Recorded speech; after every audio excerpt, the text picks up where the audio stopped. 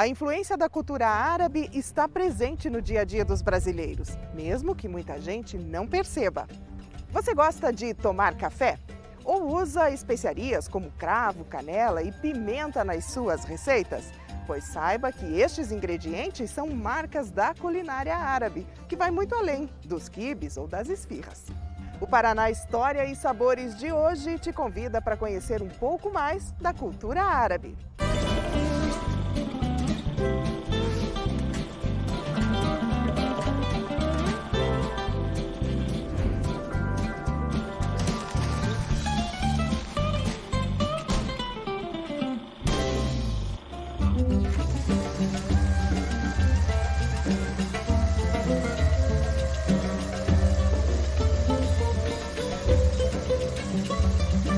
No nosso país, os primeiros traços da cultura árabe foram trazidos pelos portugueses, lá no descobrimento do Brasil. É que durante 8 séculos, os povos árabes dominaram a Península Ibérica e lá deixaram suas marcas na arquitetura, na cultura e na gastronomia.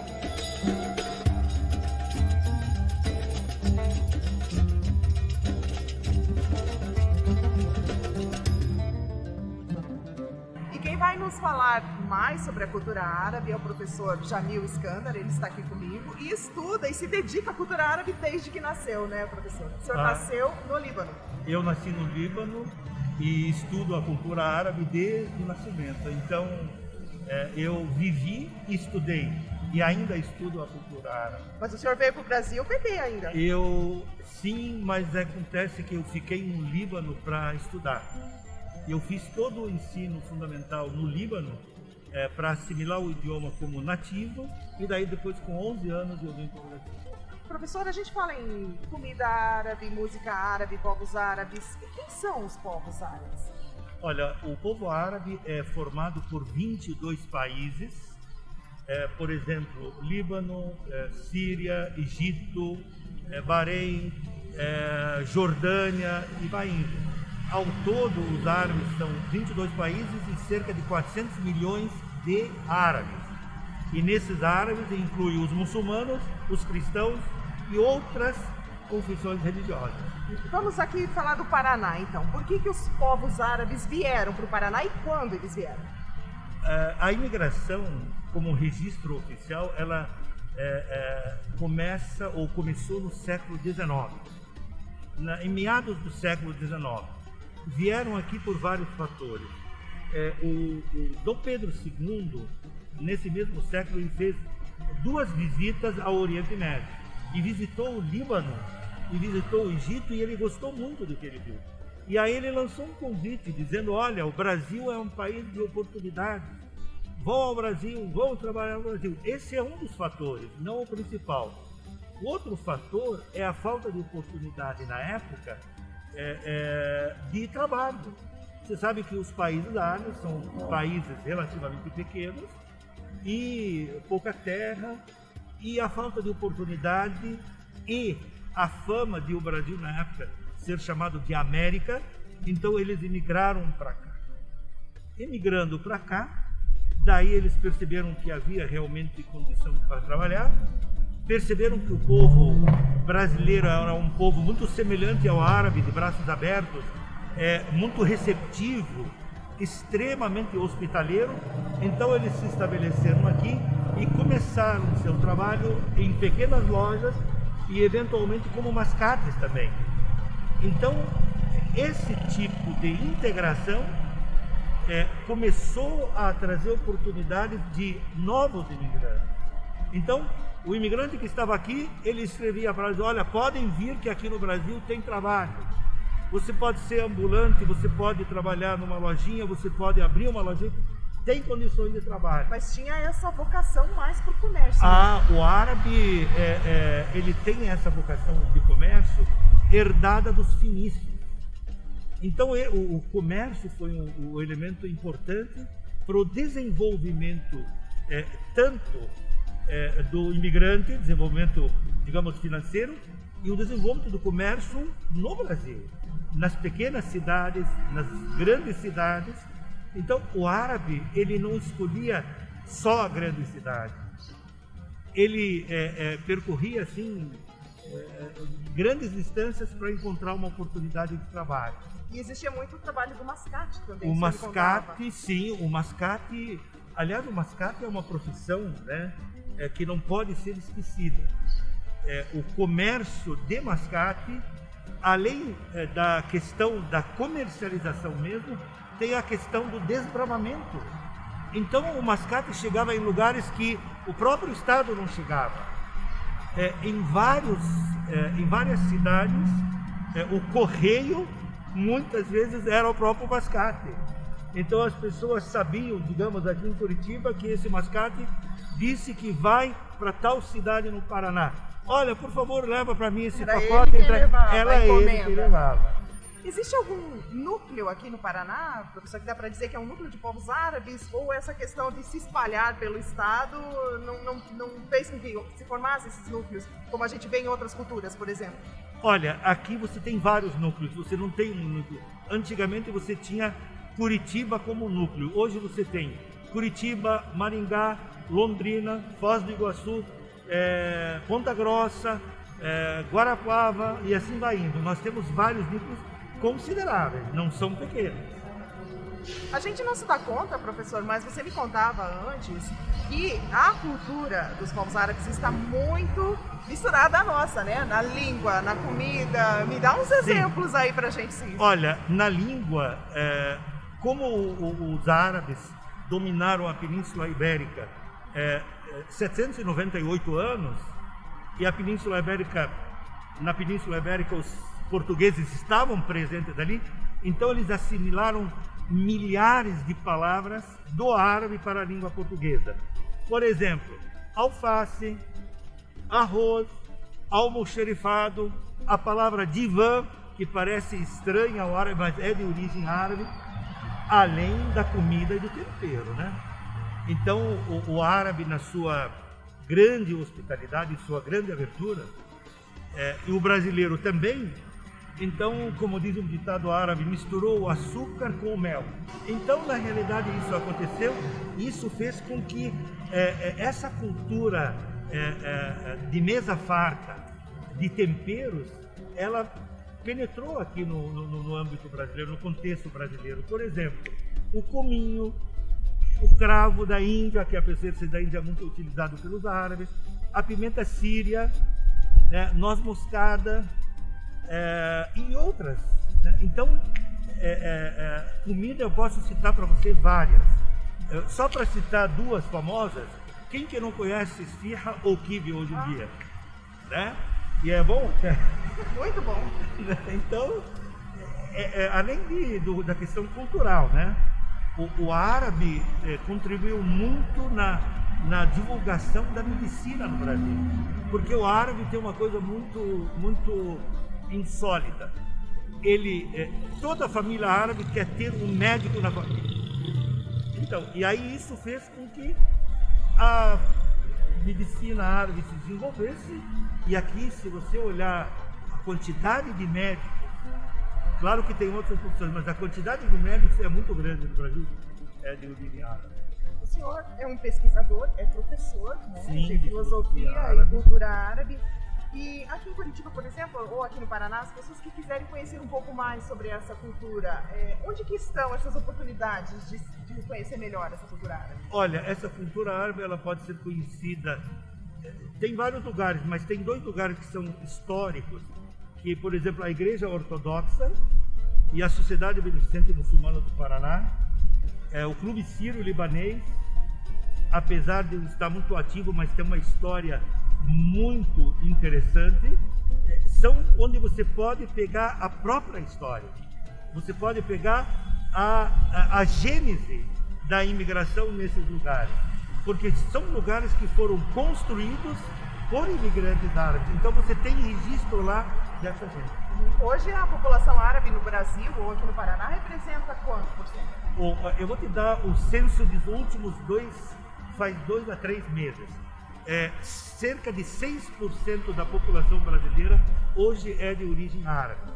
Então nós somos cerca de 12 milhões de descendentes de primeira, segunda e terceira geração. É muita gente. É muita gente. Interessante que é uma contribuição grandiosa e que a gente não se dá conta. Né? Olha, eu vou pedir licença para você para dizer por que a gente não se dá conta. Porque os árabes são estigmatizados pela grande mídia, sobretudo pela mídia ocidental. Quando vai falar de árabe, imediatamente já associa a terrorismo. Só se divulga isso. Isto é um trabalho de desconstrução do árabe. Por isso que você não tem assim, uma visão mais ampla do povo árabe no Brasil, por exemplo. A gente percebe que os povos árabes têm muito dessa questão da valorização da família, de trabalhar junto. E já vou aproveitar a pergunta, já que o nosso programa é sobre gastronomia, o que representa o alimento, o momento da refeição para esses povos? Pois é uma pergunta assim, do ponto de vista social e antropológico muito interessante. Antropológico com relativo ao homem. Acontece que a refeição é momento de socialização. Daí o porquê a exigência que todo mundo se sente à mesa, na presença do pai, da mãe, dos irmãos e tal, porque é uma pausa de socialização naquele momento. Então eles vão deliciando a comida ao mesmo tempo que eles vão se socializando. Um conta um problema, outro conta outro, outro conta uma piada, outro... Então jogam conversa não para fora, para dentro. Então entre eles aquilo é muito significativo. Hoje no programa a gente vai ensinar uma receita bem especial, que é do tabule, que é bastante popular aqui no Brasil, né? Eu gostaria de perguntar para o senhor, qual é o seu prato preferido? Olha, eu tenho vários, mas tabule é um deles. Diz que o tabule não pode faltar, né? Não, tabule é uma salada fora de série, né? O tabule é um deles. Muito obrigada, professor, pela sua participação. E daqui a pouquinho a gente vai ensinar então uma receita bem especial da culinária árabe para você. Até já!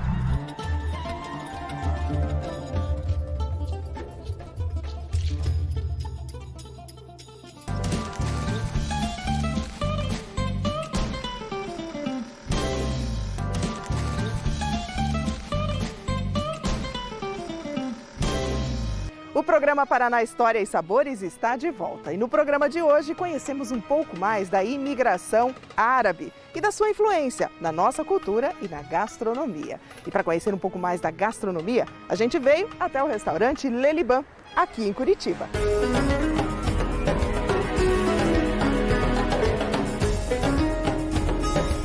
O restaurante Leliban foi fundado pela família Omari em 2007 aqui em Curitiba. E eu vou conversar agora com a Fádia, que é da família, também uma das responsáveis pela cozinha. Fádia, como é que surgiu essa ideia da sua família montar um restaurante libanês aqui em Curitiba? Então, a gente é do ramo há muito tempo. Desde que a gente é criança, a minha mãe já tinha comércio no ramo de alimentos, né? Então a gente, na verdade, tem muita experiência nessa área. E a ideia surgiu porque o meu irmão, ele queria abrir uma casa de sanduíches árabes e sucos. Eu tinha a ideia de abrir um empório e a minha mãe, ela gostaria de uma rotisseria. Aí a gente veio conhecer essa região aqui, que é uma região bem bacana, é bem dinâmica, né, de trabalho. E surgiu a ideia de abrirmos o Leliban aqui nesse local em 2007. Mas para a gente chegar até aqui, a história do restaurante tem muita história ainda, que começou lá com o seu pai vindo do Líbano. Me conta um pouquinho disso. Então, ele veio para o Brasil em 1958, com 14 anos. Ele veio para tentar a vida no Brasil, como todo imigrante, né? Não só libanês, como os japoneses, os italianos, os alemães. Então, ele veio para cá, ele já tinha uma referência, que eram os parentes dele, que na verdade convidaram ele mandando cartas para o Líbano, e ele acabou vindo. E aqui ele começou a vida, teve algumas oportunidades, começou vendendo, na verdade, maçãs. Ele vendia maçãs na feira e nas praças. E aí ele foi evoluindo aos poucos, até que ele teve um comércio na próxima Praça Tiradentes, na verdade na praça mesmo, que era uma mercearia Beirute. Nessa fase, aí ele já tinha conhecido sua mãe? Ainda não.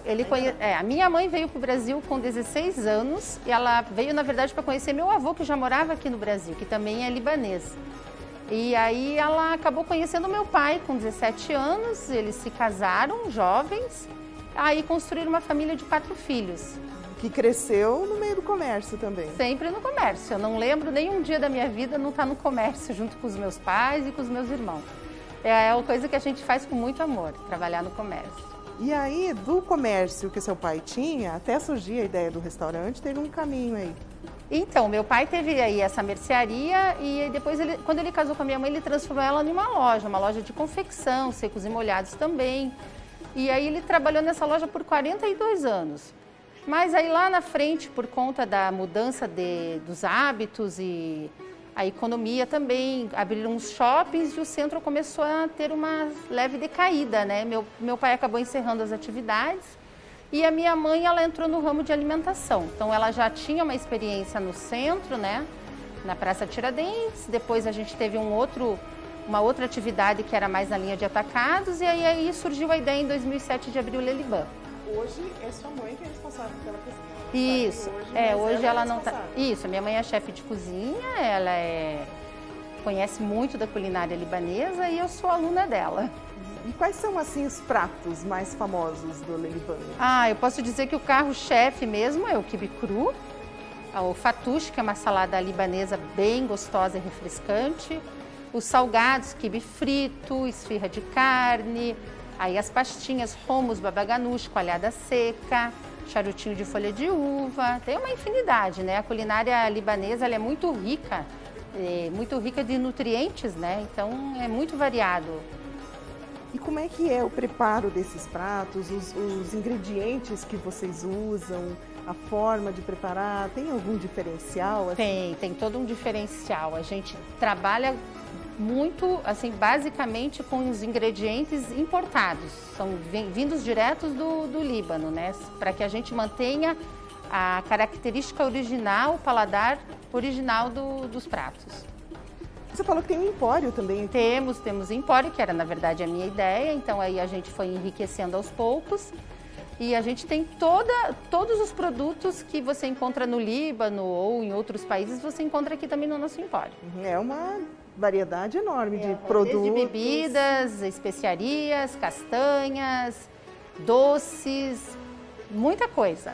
A conversa tá boa, mas eu sei que você vai me ensinar uma receita especial hoje, né? Qual é a receita? Hoje eu vou ensinar o tabule, que é uma receita típica libanesa, é uma salada muito gostosa e que dificilmente você vai entrar na casa de um libanês e não vai ter o tabule na mesa para você apreciar. E é fácil de fazer, né? Muito fácil e muito gostoso. Então vamos lá.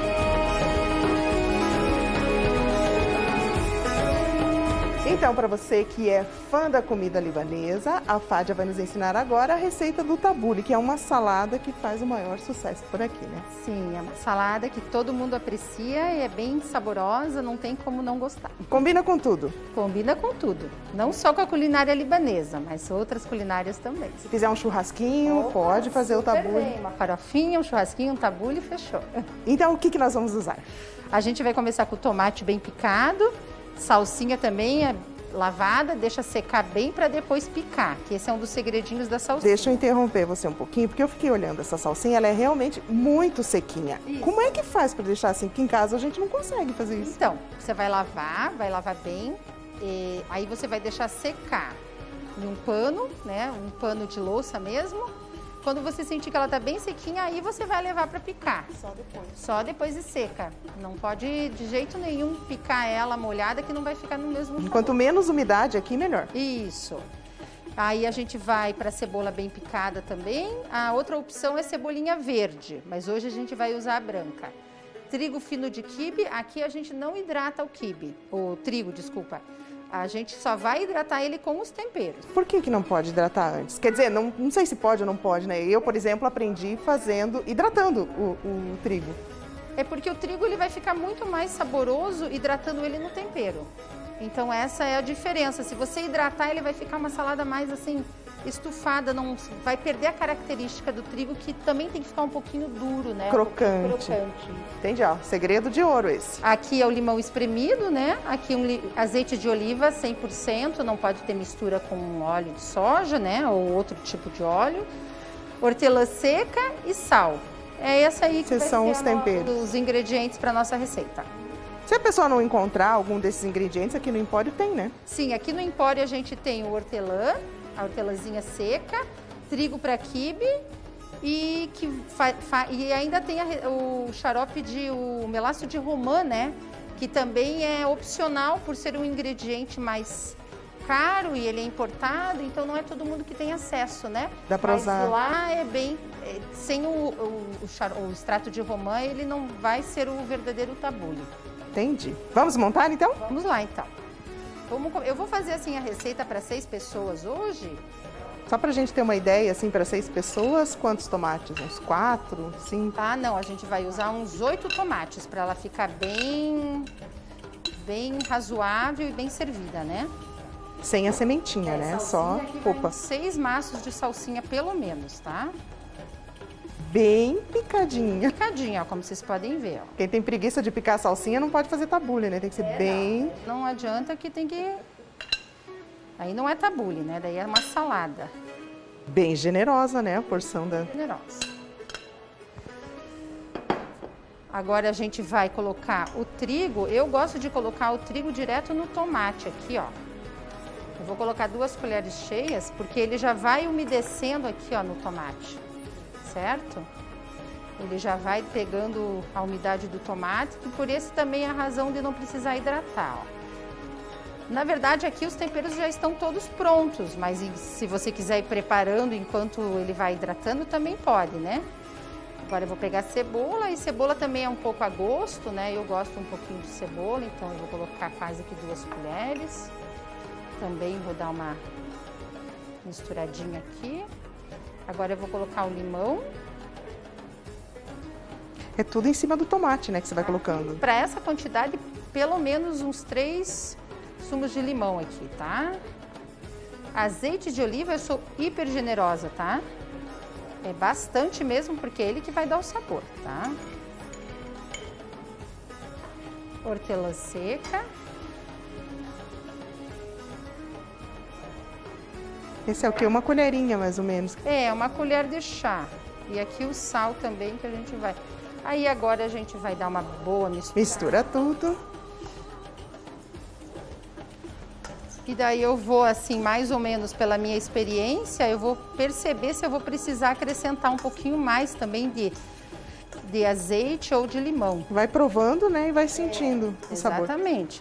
E agora tem um segredinho especial para finalizar o tabule. Sim. Que é... o melaço de romã. Melaço de romã. Você encontra em qualquer casa especializada, inclusive na nossa. E qual que é o sabor dele, assim? Que toque Ele é que agridoce, é muito saboroso e não é só no tabule que a gente pode usar. Ah, você quer dar uma... Dá pra sentir, até de máscara dá pra sentir. É, né? Vamos lá, então. Eu vou colocar... Agridoce ele é. Que outros pratos, por exemplo, vocês usam na culinária libanesa? Pode perceber que ele é bem denso. Ah, ele é bem consistente, né? Isso. Aí, ó. Eu não vou colocar muito, porque eu quero que vocês sintam que talvez também não agrade o paladar, que eu acho muito difícil. Ó, essa é a salada tabule. Tá pronta. Prontíssima.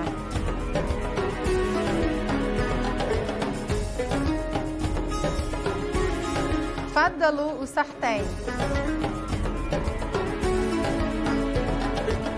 Daqui a pouquinho a gente vai provar o tabule, mas antes eu quero mostrar para vocês essa mesa linda que o pessoal aqui do Leliban preparou para a gente mostrar um pouquinho mais para vocês sobre a culinária libanesa. Ela tem muitos pratos que são típicos de um café da manhã libanês. Eu converso com o Ali agora, que é o irmão, né, da nossa chefe de cozinha. Ali, é uma mesa de café da manhã farta desse jeito mesmo? É, alguma coisinha que a gente tem de café da manhã, tá? Que são pratos típicos árabes, tá? Mas vamos falar da coalhada, vou falar do café da manhã aqui. A coalhada não pode faltar. Um manaís, que é uma massa parecida com a da esfirra, com za'atar em cima, que é uma especiaria árabe. O que mais que nós temos aqui? Aí, tirando o café da manhã, tem uns pratos típicos aqui. Tem o arroz com lentilha, que é um jadar, é o nome, né? Com a cebola crocante. Olha que lindo. Temos a salada fatouche aqui, que é uma salada bem típica, com alface romana, rabanete, cebola, enfim, os temperinhos árabes bem típicos e a torrada por cima. O baba ganoush, que é berinjela defumada.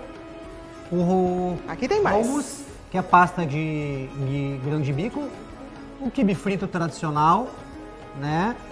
A esfirra aberta de carne aqui. Temos o charuto de folha de parreira, também, que é super tradicional. É o charutinho, pratos, né? E esse daqui é McDouce, o nome, que é uma berinjela recheada com nozes, pimenta e alho. Ela fica curtindo num vidro de azeite por uns 20 dias, mais ou menos. Que também come-se muito no café da manhã, também com um chazinho. Combina super bem. Agora me chamou muito a atenção a decoração, né? Os objetos, nós temos esse objeto aqui na mesa, né? A decoração foi muito bem pensada aqui, né? Inclusive vocês trouxeram objetos. Veio muita coisa de lugares. fora, a maioria, tudo de fora. Eu viajo muito, quando posso viajar, logicamente. Então a gente já está aqui há 14 anos. Todo ano que eu viajo, eu trago uma coisinha na mala. Então a gente já conseguiu juntar várias coisas de lá. E cada vez que eu passo por algum país árabe de encanto, eu boto na mala e trago. Ali eu imagino também que tem aquelas pessoas que têm uma memória afetiva, né, que vieram do Líbano e chegam aqui e se deparam com esses sabores, esses aromas, né, essa história que está nas paredes, aqui na decoração. Tem alguma história curiosa, assim, de pessoas que vieram aqui justamente para se sentir em casa? Tem, volta e meia vem pessoas que sentam aí, tomam um café, seja no almoço ou na parte da tarde, senta no cantinho ali, pede um café árabe com cardamomo aqui, ouve uma música árabe, começa a lembrar de uma viagem que fez, enfim, ou lembra de um parente dele e até chega a se emocionar.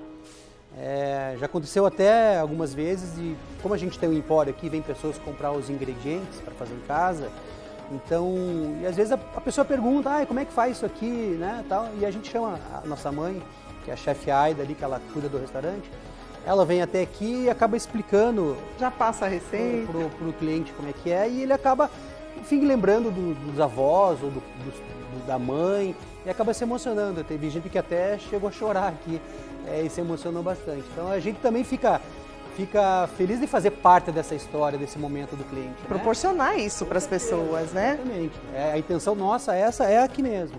A gente falar da cultura, da gastronomia e ajudar também, se tiver alguma dúvida em questão de como se prepara o alimento, com o maior prazer, a pessoa vindo aqui, a gente vai explicar.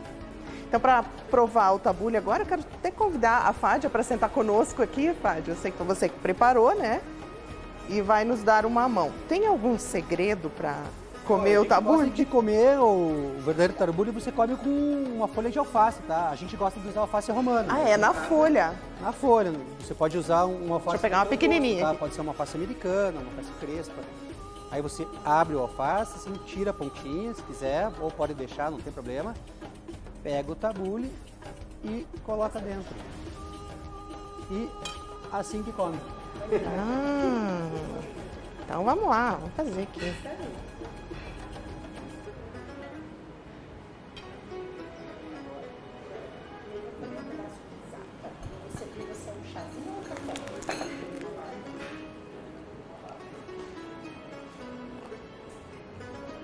Que tempero gostoso.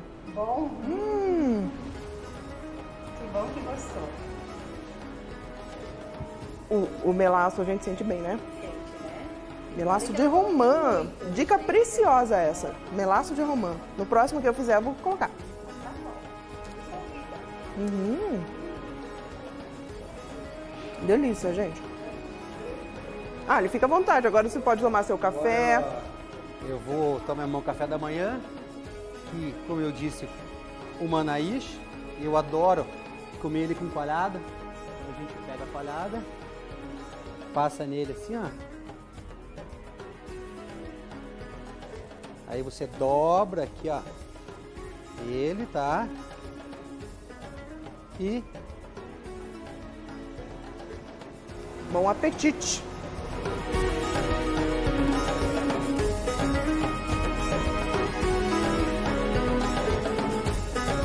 E com essa mesa maravilhosa, a gente encerra o programa de hoje. Aproveito para agradecer a vocês por nos proporcionarem esses momentos tão maravilhosos aqui hoje. E eu convido você a curtir a nossa página no YouTube, Programa Paraná História e Sabores, da TV Paraná Turismo. E se você preparar algumas das receitas que a gente ensina aqui no programa, tira uma foto bem bonita com a família, com o prato, degustando o prato e manda pra gente. O nosso WhatsApp está aqui no seu vídeo. A gente se encontra no próximo programa. Como é que fala mesmo? Sartém. Sartém. Até lá!